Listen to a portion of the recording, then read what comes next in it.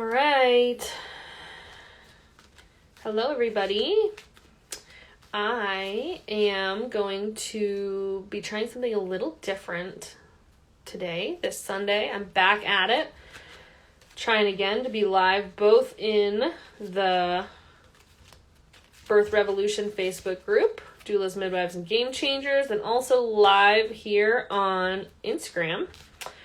So today what I'm going to try and do is I'm going to pull a card to just kind of like set the stage for what I want to talk about. See if it gives us... There we go. It was paused for a sec. Sorry, Instagram. So I'm going to pull a card to kind of set the stage for this conversation, see if it gives us any cool insight. And then I want to talk to you about Evening Primrose Oil specifically. And the reason for that is that this week in our Facebook group, someone recommended Evening Primrose Oil to someone who was past their due date and wondering what they could do to get labor started. So this is not uncommon, but it made me realize, like, oh, we probably haven't talked about this in a while, and it feels like we're always having to talk about some of these basic tenets of what we do here at indiebirth. So I will just say that, in general, my core belief system is founded in the idea that we do not need things, whether it's herbs or oils or essential oils or things like membrane sweeps, anything like that, to get our bodies to do what they were designed to do, which is to gestate and then birth a baby. So that's the place I come from philosophically, but I also want to share some of the research with you in a minute here. So first, let's pull a card, because that's always fun, right? So, ooh, cool. I pulled Mary Magdalene, and I'm going to just share a little bit about her from my handy little book. People probably are familiar with her already as an archetype and what she's about, but I always like reading it because I feel like it brings more depth to what I would have thought of on my own. So let's learn a little bit about her, shall we? So she is the incarnation of love, fertility, compassion, and wisdom. Mary has been worshipped as the goddess throughout parts of the Christian world for 2,000 years. She was the high priestess of initiation who anointed Jesus at the banquet table and after his death, a rite reserved only for brides and the high priestess of Isis at that time on earth. Let's see. In her green robe of fertility, she carries the seed of her beloved into the world. Her golden halo of roses represents her grace and purity of love and wisdom. Mary Magdalene is the blessed and enlightened one, the restored bride of the sacred feminine. She initiates all through her anointment of love with the wisdom of the sacred mysteries. So this is the part where we get to like, well, why did I pull this card, baby? So Mary is here to remind you that you hold the sacred womb and doorway to life through your divine feminine essence, regardless of your gender. Her power to anoint through the rites of initiation are available to you as you remember the ancient wisdom and teachings that live in your cellular memory. How appropriate for this conversation, huh? Honor Mary through the reverence of your holy essence and the power of your inner high priestess.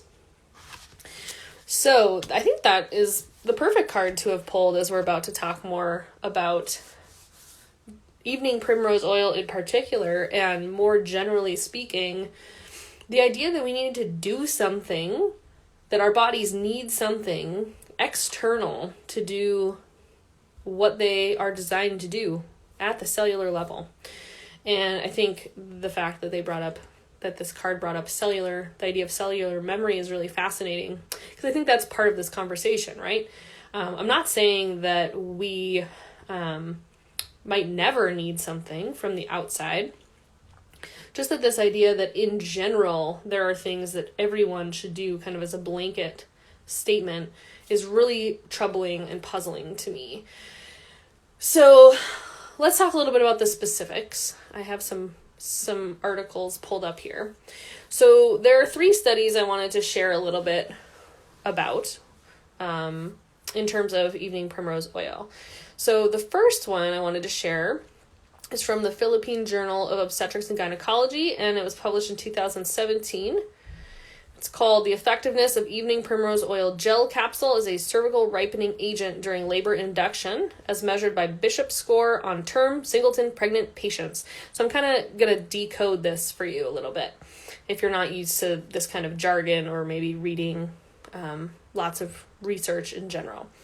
So what that means is they were looking to see if using evening primrose oil gel capsules would ripen the cervix during a labor induction. And so what that means is they're looking for signs that the cervix is softening and shortening and is getting ready to open and dilate. And they measured that by using a Bishop score, which is a way of scoring the cervix, which of course in itself is like such a male thing to do. Like, we're going to give your cervix a score. And they did this on term singleton pregnant women. So what they did was, let me just be really precise here with what's going on. They looked at 13 people. So already right off the bat, that is a tiny study. 13 people. Okay. So, either way, we'd say, that's a small study. And I'm not going to bore you with too many of the other specifics. You can totally go Google this. But what they found was that there were statistically significant changes in the dilation, effacement, and consistency after they had, let's see, how did they tell us how they, sorry, I've got 3 open here. 4 hours after insertion of an evening primrose oil capsule. So they did it vaginally. So they said that there was a statistically significant change in the dilation, effacement, and consistency. They also went on to say that they had a lot of really kind of not ideal outcomes, but that was probably more related to some of the pre-existing conditions these women had. But the conclusion of this was that the results showed a positive effect on the Bishop score during cervical ripening, although further studies are needed to establish direct correlation. And this was during already planned inductions. So, again, this was in 2017. They found there was a difference in the Bishop score, but it didn't sound necessarily like that ended well for these women. 9 of the patients had primary low segment cesareans. So that was, I have to move my phone here to see, 69% of them had C-sections. And 4 of them gave birth vaginally. So 31% had vaginal births. So that was one study I wanted to share a little bit about. The next one is called Oral Evening Primrose Oil, its effect on length of pregnancy and selected intrapartum outcomes in low-risk nulliparous women. So this is looking at a different pool of people. They were not being induced. They didn't have any risk factors, which is its own whole conversation, right? But for the sake of simplicity here tonight, they found that they did a 2-group retrospective quasi-experimental study, and they were looking at women who received care in a birth center, and they compared outcomes of 54 women who took evening primrose oil during their pregnancy orally with a control group of 54 women who did not. So a slightly larger study, but still in the scheme of things, pretty small. And they said right here in their abstract that the findings suggest that the oral administration of evening primrose oil from the 37th week until birth does not shorten gestation or decrease the overall length of labor. Further, the use of orally administered evening primrose oil, so orally taking it, may be associated with an increase in the incidence of prolonged rupture of membranes, the need for Pitocin, arrest of descent, so the baby not descending, and vacuum extraction. So things that, I'm sure these birth center women didn't want. So not only did it not help, it actually maybe harmed in some ways. So that was a study that was done in 1999. So it's an older study, and it's in the Journal of Nurse Midwifery. And then the last one I want to share a little bit about is called Evening Primrose Oil in Labor. Is it effective? A randomized clinical trial. And this was done and published, in 2016. Or published online 2018, so somewhere in there.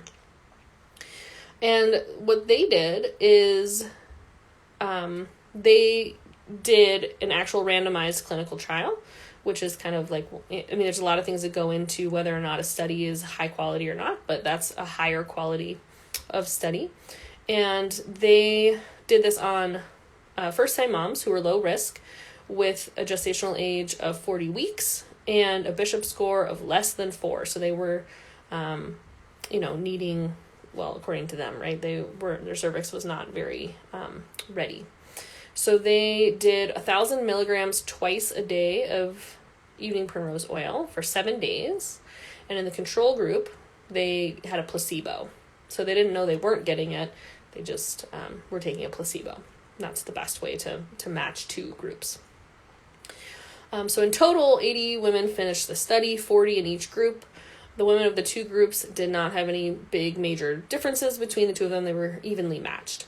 And what they found was that there was no significant difference between the two groups as far as when they actually gave birth, the need for induction or augmentation of labor, the duration of the different stages of labor, baby's weight, NAPGAR scores, and so they didn't find any difference. So their implications of these findings that they came up with were that according to the present study and other performed studies, there is not enough evidence confirming effectiveness of Evening Primrose Oil for cervical ripening and duration of labor.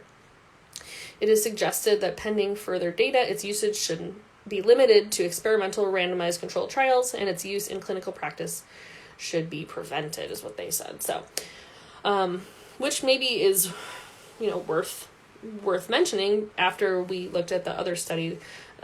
Again, all of these are really pretty small, but the one from 1999 that showed that maybe it actually increased the rate of people's water breaking and not having their baby for a long time, so prolonged rupture of membranes and vacuum extraction. And I can't remember now what the other one was, right? The use of Pitocin. So, we all have to come to our own conclusions about all of these things in pregnancy and also as doulas and midwives, like what we recommend, what we don't. But I do not recommend to any of my clients that I work with or anyone that I, interact with in the indiebirth capacity. I do not recommend that we do Evening Primrose Oil or anything else within that genre of advice. In terms of trying to have labor begin sooner or be shorter.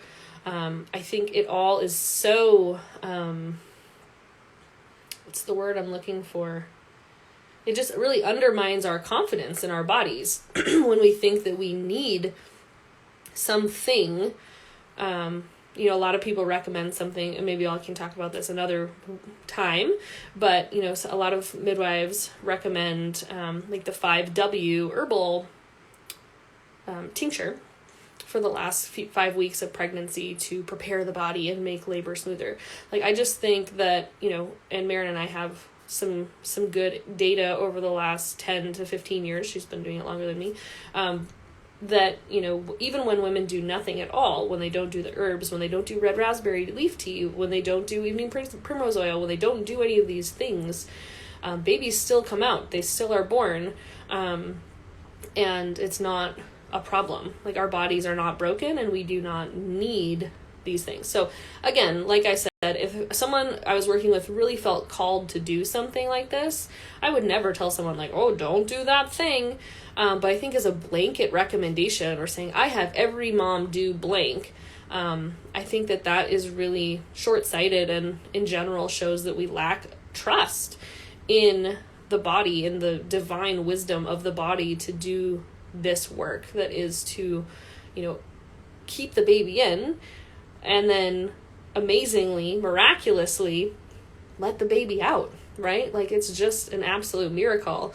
And I think we're getting in our own way when we start telling people you're past 40 weeks. Maybe you should eat some pineapple and something spicy and have sex and go for a really long walk and stand on your head and take evening primrose oil and try this herb and get some acupuncture. And then I definitely do want to talk about the membrane sweep thing maybe next week, because that also came up in my little world this week as something that's really difficult for me to hear about. Okay, so Branches and Roots Doula says, great points. I like what you said about trusting our bodies and not needing the extras. I'm curious if the women in the study agreed to the experiment early in their pregnancy or closer later on. Yeah, I'm not sure. I'd have to look closer maybe at all three of them to see. My guess is that some of the ones that are in like the large, like this Philippine Journal of Obstetrics and Gynecology, my guess would be that it was just sort of a thing they got asked about right at the end when they were getting induced, because it was just 4 hours that they had it, after they had inserted it and then waited 4 hours. And then the birth center one, I'm not sure, and it doesn't say whether or not it was randomized, so I'd have to look closer at their methodology. The last one was randomized, and again, I don't know, I'd have to look closer at the information, but that's a good question. I'm just gonna look and see if there were any other comments that I missed, and it doesn't look like it on here. I'm gonna check over here. Felicia said, I'd never seen a vacuum extraction until last week, and I was honestly terrified. And also, but true, our bodies know exactly what to do. I don't know what this obsession with trying to make it do all these other things is, but let's not. LOL. I agree. So, yeah, I think that's a wrap on this subject for me. I'd love to talk about other things on my Sunday lives if you have topics. I know we asked this week if people had other things they were hoping to hear about, and I'm going to look through that list as well. But I really wanted to tackle this and just give you some of the research, some of the sacred, pulling the Mary Magdalene card, I thought was really fun and appropriate, so that we can all sort of tap back into that cellular memory that, and I guess that's one thing I didn't say. So some of us, many of us, were born in a way that didn't respect the physiology of our mothers, and didn't respect our physiology as babies who are trying to get born. And so there is work to do around our cellular memory as we're going into the birth process ourselves. And that can be really subtle, it can be energetic, it can be emotional, it can be physical, it can be all these things. There's so many layers to it. And so that's where I go back to, like, yeah, if somebody really feels like, you know, the Evening Primrose Oil would benefit them, if they feel like that's something that, for whatever reason, intuitively or whatever, feels like a good fit for them, then they should totally do that, because we are coming in. I think it's such an interesting time to be a midwife, right? A lot of my clients were born by cesarean or were induced themselves, you know, their mom was induced with them. Maybe they were born by vacuum extraction. So those things are all imprinted in our DNA and in our cellular memory. And so there is, you know, the original, as we call it, like, you know, the original instructions that were handed down over so many generations.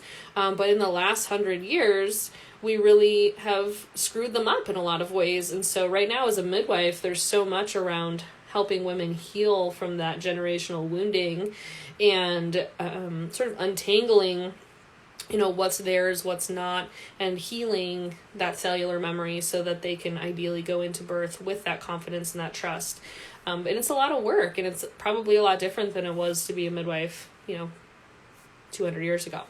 So I never say never with any of these things, and just wanted to kind of share my perspective on this topic of Evening Primrose Oil, and also wrap it into this larger philosophy that we really that really makes what we do here at indiebirth different than what a lot of others are doing.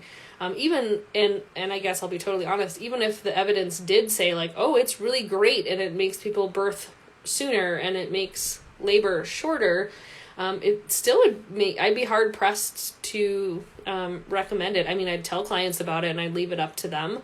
But even if the evidence was overwhelmingly positive, I think science is one piece of the puzzle, and I still would want to go back to like, well, what's that about? And like, why is that happening? What is this phenomenon? And what is it doing emotionally and psychologically to women to be told, we can make your body work better? And Evening Primrose Oil is a pretty, benign example. So again, I really would like to talk about membrane sweeps at a future time, because I feel like that's a really violent example. And it's something that almost every woman who's getting mainstream care is subjected to. So I'm going to leave it there for now. And I appreciate all of you being on and participating and watching. And if you're listening to this in the future, thank you for listening. And that's it from me.